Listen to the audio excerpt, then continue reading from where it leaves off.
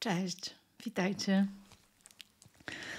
Pewnie się spieszysz gdzieś do pracy albo jedziesz samochodem i dla ciebie jest to taki bardzo, bardzo, bardzo zwykły dzień.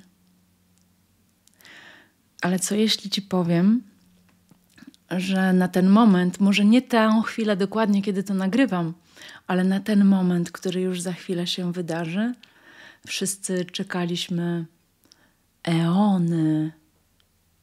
Nie lata, nie tysiące lat, eony. Nazywam się Monika Burzyńska i tym niniejszym kontrowersyjnym wstępem zapraszam cię na trochę baśni o magicznym przesileniu letnim 2025 roku. Ale pozwól, że przeczytam ci wierszyk. W dzień końca świata pszczoła krąży nad światem nas Turcji.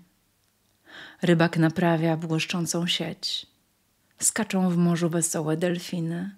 Młode wróble czepiają się rynny i wąż ma złotą skórę, jak powinien mieć. W dzień końca świata kobiety idą polem pod parasolkami. Pijak zasypia na brzegu trawnika. Nawołują na ulicy sprzedawcy warzywa i łódka z żółtym żaglem do wyspy podpływa. Dźwięk skrzypiec w powietrzu trwa i noc gwieździstą odmyka. A którzy czekali błyskawic i gromów, są zawiedzeni. A którzy czekali znaków i archanielskich trąb, nie wierzą, że staje się już. Dopóki słońce i księżyc są w górze, dopóki trzmiel nawiedza różę, dopóki dzieci różowe się rodzą, nikt nie wierzy, że staje się już. Tylko siwy staruszek, który byłby prorokiem, ale nie jest prorokiem, bo ma inne zajęcie, powiada, przewiązując pomidory: innego końca świata nie będzie. Innego końca świata nie będzie. No i nie będzie. Boże, dlaczego jak ja siadam przed kamerą, to się wzruszam? Może dlatego, że was kocham i rozmawiam do was z przestrzeni serca, więc niech z przestrzeni serca popłynie to, co mam wam do zakomunikowania. Niektórzy z was wiedzą, że mam bardzo specyficzne hobby. Jestem kolekcjonerką końców światów.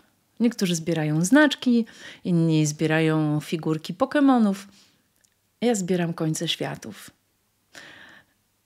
Nie będę może się wydawać w tym momencie w szczegóły mojego hobby. W każdym razie uważam siebie samozwańczą za specjalistę od końców światów. I jako samozwańczy specjalista powiem wam, że że innego końca świata nie będzie. Ale delikatnie najpierw cofnijmy się o parę miesięcy wstecz. Do okresu przesilenia zimowego 2024 i tego okresu tuż potem, kiedy trwała kolęda, a potem ten tydzień 1 stycznia. W tym czasie szukam właściwych słów. W tym czasie, kiedy następuje przesilenie zimowe, zachodzi w kosmosie coś, co się nazywa wielką koniunkcją. Ziemia, Słońce i centrum galaktyki ustawiają się w jednej linii.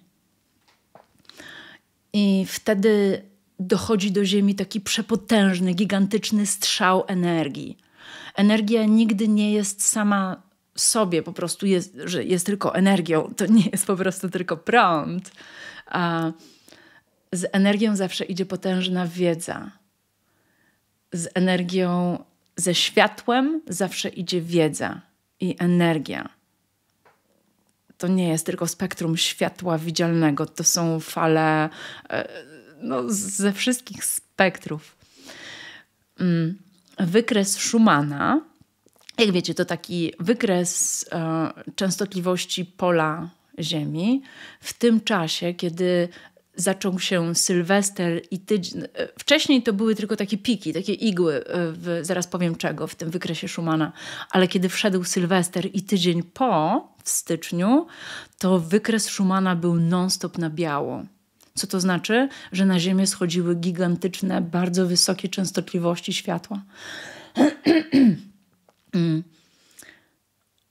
To spowodowało u większości z nas przebudzenie się, aktywację czegoś, co można nazwać, co nazywane jest przez starożytne nauki wewnętrznym obserwatorem, figurą, nie chcę nazywać tego figurą, ponieważ to nie jest coś zewnętrznego, ale tak jakby inny rodzaj jaźni obudził się w większości z nas. Wewnętrzny obserwator. A prawda jest taka, że jeżeli u duszy nie obudzi się wewnętrzny obserwator, to znaczy u istotki, ona może zamieszkiwać ciało ludzkie, ale dopóki ten wewnętrzny obserwator nie jest aktywowany, to istotka nie jest człowiekiem. Literalnie. I to nie, że nie bierzcie tego personalnie, ale naprawdę. Ja teraz przygotowuję warsztat o autentyczności, kod autentyczności i będziemy tam o tym mówić. Ale dopóki nie uruchomisz tego wewnętrznego obserwatora i prawdziwego siebie, nie wrócisz do prawdziwego siebie, to tylko i wyłącznie władają tobą programy. Jesteś zaprogramowanym biorobotem, biomasą. Więc wewnętrzny obserwator, który został aktywowany przez wszechświat u większości z nas w styczniu, mniej więcej tak około stycznia, to było odpalenie już nowego rodzaju świadomości u większości ludzkości. Mam nadzieję, że u większości ludzkości. Na pewno w pewnej grupie, o której za chwilę będę mówić. A potem sprawdźcie po swoich własnych życiach, że ta ilość rzeczy, bo 2025 to jest ostatni rok pranka, czyszczonka. Tylko pranka, nie pranka internetowego, że zrobię ci prank, tylko w sensie prania. Ponieważ zjawisko wewnętrznego obserwatora, ja chcę naprawdę to maksymalnie skrócić, ale pewne rzeczy potrzebuję wam powiedzieć. Zjawisko wewnętrznego obserwatora w zasadzie załatwia całą psychoterapię. Bo kiedy wchodzi ci wewnętrzny obserwator, to zdajesz sobie sprawę, że jesteś poza programami, nie jesteś tymi myślami, nie jesteś tymi emocjami, nie jesteś tym dramatem, który się rozgrywa, serialem brazylijskim. Już w tym nie uczestniczysz. Jesteś poza. To daje wewnętrzny obserwator i jakby przejście na tego typu percepcję z wewnętrznego obserwatora to jest rok 2025, kiedy załatwiamy na maksa swoją wewnętrzną psychoterapię. Wszystko się czyści, wszystkie programy, wszystkie kody zniszczenia, które mieliśmy w sobie, wywala, a my stajemy się coraz bardziej osadzonymi w sobie.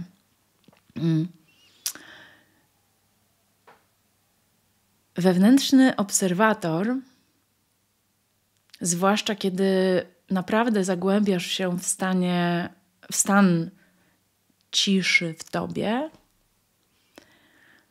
i błogości, to wewnętrzny obserwator ze stanu ciszy, błogości i wewnętrznego obserwatora aktywuje się w nas, w każdym z nas coś, co nazywa się stanem wewnętrznego twórcy. On działa bardzo na zewnątrz również. Stanem twórcy, stan świadomości twórcy. Nie wiem, czy można to nazwać świadomością chrystusową. Może bym tak tego nie naciągała. Ale stan świadomości twórcy. Co oznacza, że wszystko, ale absolutnie wszystko jest wtedy możliwe. Że realnie twoje myśli kształtują rzeczywistość. Ale jest to możliwe tylko w stanie aktywacji twórcy. I nie twórcy malarza, tylko twórcy, stworzyciela. To jest ten stan wewnętrznej boskiej obecności, którą jam jest w tobie i we mnie. I w 8 miliardach ludzi na planecie Ziemia.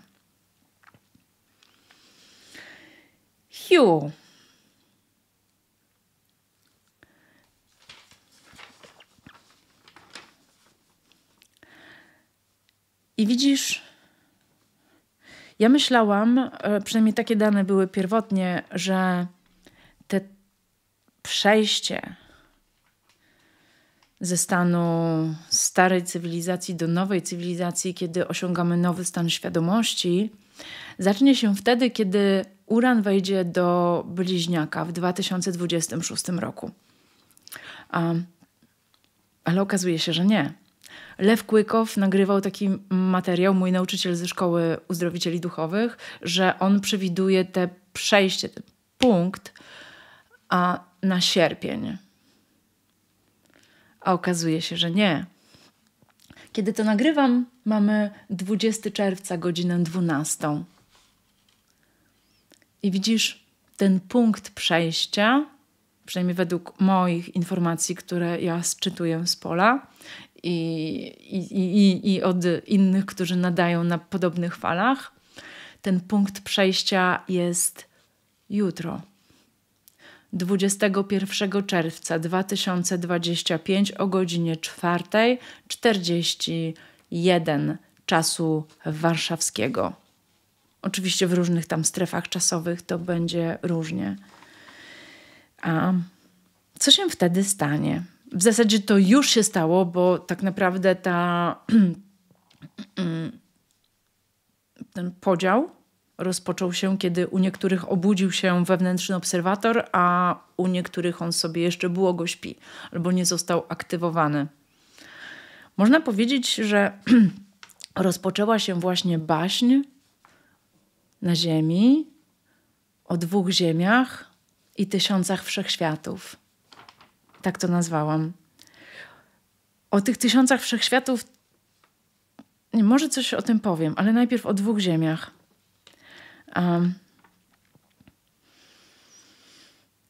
Widzisz,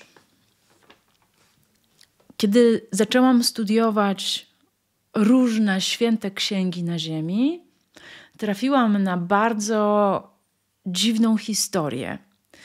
I tą historię potwierdził mi jeden z żerców nazwiskiem Szemczuk, że coś, co znamy pod nazwą teoria Darwina, teoria ewolucji, to te zjawisko owszem występuje, ale odwrotnie. Traktujcie to jako baśń. Ja wam baśń opowiadam. Tak się bronię. Nawet ręce podniosłam. Nie strzelajcie do posłańca. Ja tylko wam przekazuję wieści. W Koranie znalazłam historię, która opowiada o tym, nie jak ludzie wyewoluowali z małp do ludzi, tylko odwrotnie. O tym, że ludzie zamienili się w małpy. Jest w Koranie taka historia. A żerca Szemczuk mówił, że są na Ziemi takie punkty czasu, kiedy cywilizacja ludzka rozszczepia się na 2. I tą kryterium różnicującym, kto do jakiej grupy zostanie przyporządkowany, to absolutnie nie zależy od żadnego składu sędziowskiego, bynajmniej, tylko absolutnie poziom wibracji i poziom, tak naprawdę kategorią jest, ile miłości w sobie mamy. I to nie są, głupio zabrzmi, nigdy się nie broń, ale jakby czuję, żeby to powiedzieć, to nie są żadne new age'owe bzdury, to jest czysta fizyka. Wszechświat jest oparty na najwyższej wibracji miłości. Czysta fizyka, ale fizyka kwantowa. I fizyka tantra. Tantra o tym mówi. Nauki wedyjskie i nauki tantryczne. Wszystko jest osadzone w polu miłości. I w związku z tym wszystkie możliwości, wszystkie umiejętności, wszystkie zdolności, cała wiedza, moc zależy od tego, jakim poziomem miłości dysponujesz. Im wyższy poziom miłości w tobie, literalnie tylko, ale zdrowej miłości, nie poświęcania się, nie bycia w ofierze, nie oddawania ostatniego płaszcza, nastawiania drugiego policzka i trzeciego pośladka, to w ogóle nie ten case. Chodzi o, zdrową psychicznie miłość. Do siebie, do ciebie, taką, która rządzi wszechświatem. I im więcej tej miłości w tobie jest, tym więcej możliwości masz. I im mniej miłości w tobie jest, tym istota ludzka staje się coraz bardziej demoniczna. Lew Kłykow nawet ustalił, co to jest za poziom miłości, że jest to poziom miłości, on to wyliczył, że jest to 10 do potęgi 10, i jest to taki poziom, od którego istota ludzka jest w stanie tworzyć relacje. A żeby stworzyć relacje, jak dobrze wiecie, nie można być skończonym egoistą i narcyzem. Albo. Trzeba posiadać odpowiednią dozę empatii i no właśnie nie być egoistą takim totalnie skończonym, żeby móc jakiekolwiek relacje budować. Jeżeli poziom miłości w człowieku jest poniżej tego, to im mniej miłości, tym bardziej człowiek zamienia się w demona. Tak biesi się, można tak powiedzieć. Więc na tym polega klasyfikacja na sąd ostateczny, że im więcej miłości przed ludźmi otwiera się ścieżka rozwoju dewicznego. Ten poziom miłości rośnie wykładniczo i... Dobra, za chwilę o tym powiem, bo to jest zarąbiste. Po prostu ja po to się tutaj z wami zebrałam właśnie, żeby o tym wam powiedzieć. Natomiast dla tych, dla których poziom miłości jest poniżej krytycznego, jest przewidziana ziemia, która planowana jest w Davos, o której mówią Ushi, Balc TV, te wszystkie teorie spiskowe. Tak, to jest rozszczepienie na dwa. Jedna właśnie pójdzie w stronę kontroli społeczeństwa i tego, co planuje Unia Europejska i wszyscy politycy. Natomiast druga część, ta, u których obudził się wewnętrzny obserwator i osadzacie w sobie pole miłości i ta ilość miłości w was rośnie i rośnie coraz bardziej do siebie samych, to jest bardzo ważne, i do wszystkich innych, to wy, kochani, w legendach kosmosu, annałach wszechświatów śpiewają pieśni o czymś, co nazywa się Złoty Eszelon. Był w czasie II wojny światowej taki Złoty Eszelon. To był taki tajemny pociąg wypełniony złotem, który gdzieś podobno w kopalniach, w sztolniach na Złotym Śląsku, na Dolnym Śląsku gdzieś zaginął, wyparował, chociaż druga jest wersja, że Czesi z tego mikrobiznesy pozakładali sobie, tak rozparcelowali Złoty Eszelon. To się pierwszy raz pojawiło sformułowanie Złoty Eszelon, pociąg pełen złota. Ale w legendach wszechświata to nie o takie złoto chodzi. Istnieją legendy o Złotym Eszelonie, o złotym pociągu. No, niektórzy używają tego słowa, złoty pociąg. Ale Złoty Eszelon dotyczy czegoś, co nazywa się Złoty Miliard. Miliard wybranych albo Złoty Miliard. I używając słowa baśni i metafor, ten złoty pociąg, Złoty Eszelon rusza ze stacji jutro. 21 czerwca 2025. Co to oznacza dla tych, którzy w tym pociągu są? Że oni pojadą torem zupełnie nowej ziemi. Już ja nie wiem, czy ja to dobrze wam powiedziałam, bo mój umysł pracuje wielotorowo, a język mam wciąż jeden. Część cywilizacji będzie rozwijać się dewicznie, czyli będzie jechać tym złotym pociągiem. Za chwilę już powiem w detalach, co to znaczy. A część będzie robić sobie odwrotną teorię Darwina. Testować. Czyli od ludzi do małp. Czyli coraz bardziej jakby zapadać się w zwierzęcych jakościach swojego życia. Czyli bardziej automat, bardziej biorobot, bardziej schematy, bardziej strach, bardziej lęk. W czakrach w dół. Czyli odpalona będzie 1, 2 i 3.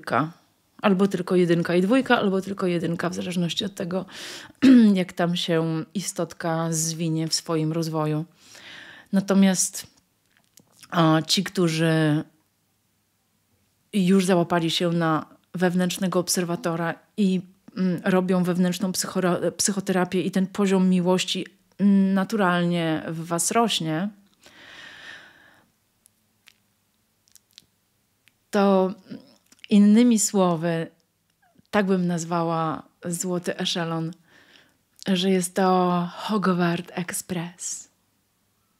Jest to literalnie Hogwarts Express, który rusza z peronu 9,3 do Uniwersytetu Magii i Cudów i Baśni.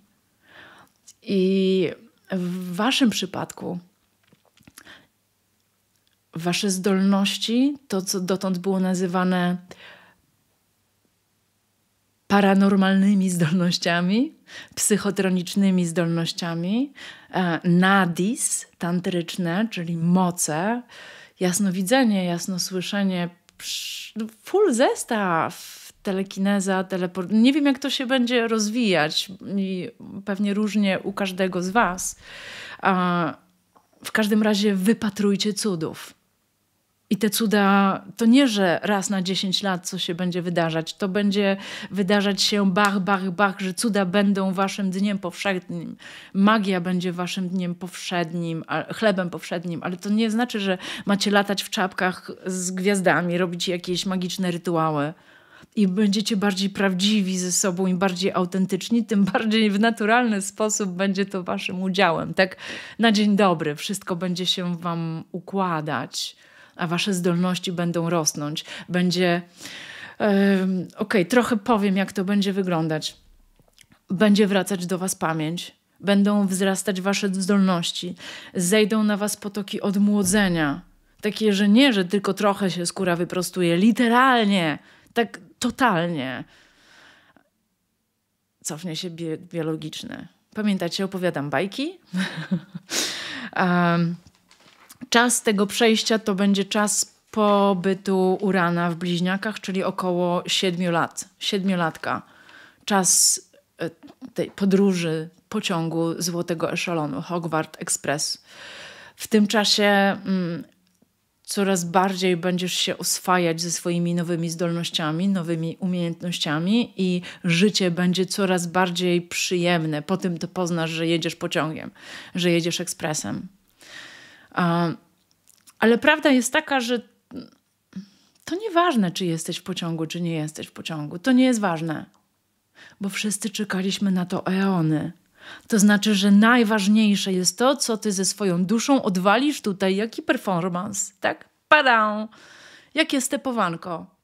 Bo nawet jeżeli się tam nie załapujesz na jakieś złote eszelony i wujek z tym, to nie jest aż tak istotne. Istotne jest to, że każda dusza, która jest teraz, już wygrała los na kosmicznej loterii. Znaczy jest teraz tutaj na Ziemi. Jesteś na Ziemi, jesteś wygranym. Jesteś zwycięzcą. Naprawdę. Co oznacza, że maksymalnie podwyższaj poziom miłości, ile się da. Strugaj z tego, co masz. Osadzaj w sobie pole miłości. Mam dla ciebie piękną opowieść o polu miłości. To na koniec. Osadzaj w sobie pole miłości. Tutaj taką instrukcję obsługi delikatną zrobiłam. Wchodź w ciszę. uspokajaj, cicho, cicho, cicho, wchodź w ciszę. Zwłaszcza jutro. Wchodź w wewnętrzną ciszę i tam dziugaj tego wewnętrznego obserwatora. Jak dziugać wewnętrznego obserwatora?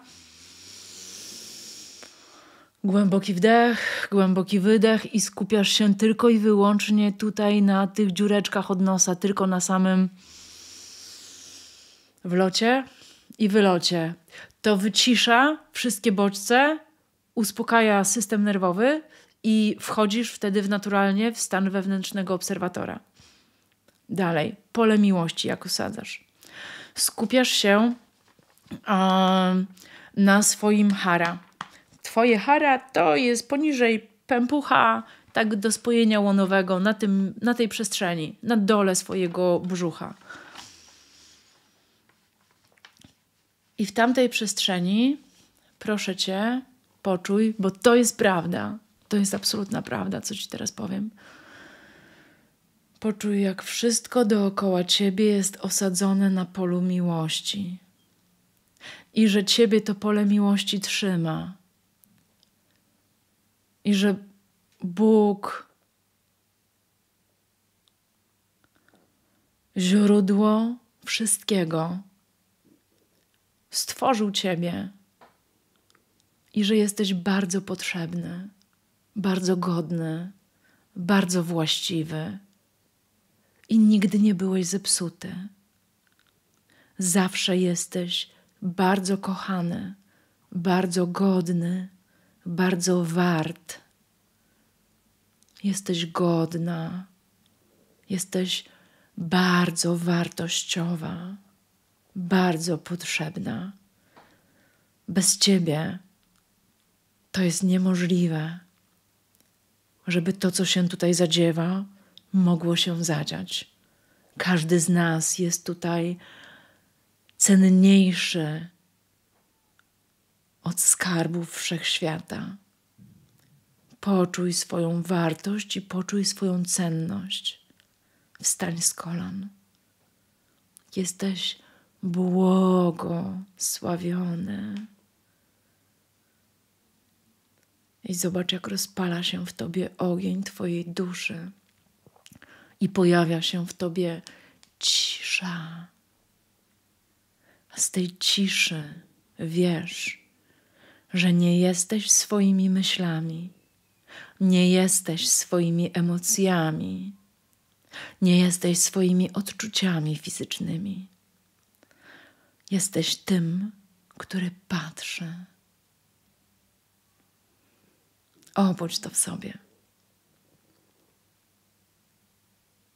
I osadzaj w sobie pole miłości. I Ty już wygrałeś. Ty już wygrałaś. W tej przestrzeni ciszy, jakkolwiek sobie to wyobrażasz, łącz się z boskością w sobie, z najwyższym wymiarem boskości w sobie, z przestrzenią tego, który jest. Jam jest boską obecnością, która całkowicie rządzi moim umysłem, moim ciałem, moim domem, moim życiem i moim światem. I sobie tak powtarzaj. I połącz się całkowicie z przestrzenią boskości w Tobie. 21 czerwca to bardzo mocno odpala. Wszyscy na to czekaliśmy. Jeżeli czujesz, że ten przekaz, nie wiem jak to inaczej nazwać, rzeczywiście z Tobą rezonuje, bierz to wszystko, łap się i pojedziemy razem pociągiem do świata baśni i magii. I teraz jeszcze taka drobna instrukcja dla tych, którzy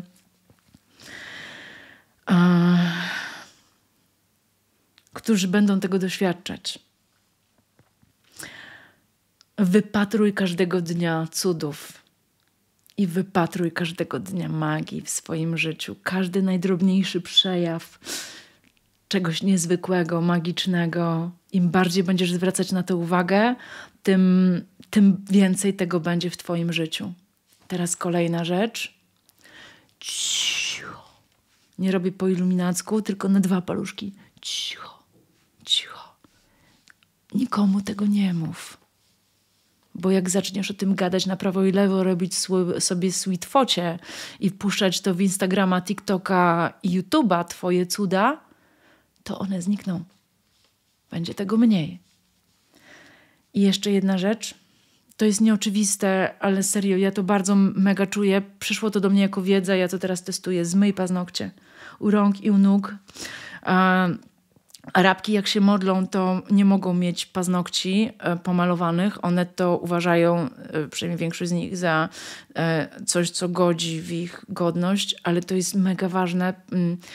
Mimo że to są takie malutkie przestrzenie na naszym ciele, to przez to wchodzą świetliste kody kosmiczne. Tak, wiem, że brzmi dziwnie teraz, ale to jest ważne, żeby światło mogło dobiegać pod płytkę paznokciową. W tym procesie. Jak poczuj, czy to jest zgodne z tobą, czy potrzebujesz mieć akryl i plastik na swoich żywych paznokciach. No, to tyle. Więc odpal jutro ogień, wejdź w ciszę. I serio, tak jak poeta Czesław Miłosz mówi, innego końca świata nie będzie. Tylko taki. Ciesz się. Doświadczaj. I bądź dla siebie hojny w swoich darach. Bo jeszcze powiedziałam o 2 ziemiach, a o 1000 wszechświatów nie powiedziałam. Otóż widzisz, od tego momentu, chociaż to już trwa, absolutnie to już trwa, jak 2025 wszedł, a raczej od listopada 2024, każdy z nas coraz bardziej zagłębił się w swoim własnym tunelu rzeczywistości, czyli jakby w solipsystycznym wymiarze wszechświatów, jakby to powiedzieć. Co oznacza, że mój wszechświat to nie jest twój wszechświat. My doświadczamy na wszystko, co myślisz, na wszystko, co czujesz, na wszystko, co widzisz. Wszechświat mówi tobie wielkie tak. Tak, masz rację. Wszechświat jest straszny? Tak, masz rację. Wszechświat jest piękny? Tak, masz rację. Życie jest do bani? Tak. Życie jest najpiękniejsze? Tak. Więc kurna, zastanów się, o co prosisz. Żeby nie było jak z tą modlitwą w tramwaju, co anioł jej słucha. Tak, że dziwne modlitwy, ale spełniam. Tak, twoje modlitwy i twoje myśli od jutra zaczną się spełniać jakby bardziej. I tylko ty, Mesjaszu pojedynczy swojego tunelu rzeczywistości, jesteś za to odpowiedzialny. Ale ja jestem z tobą. Jeżeli można tak to nazwać, będę cię prowadzić przez ten proces. Do zobaczenia.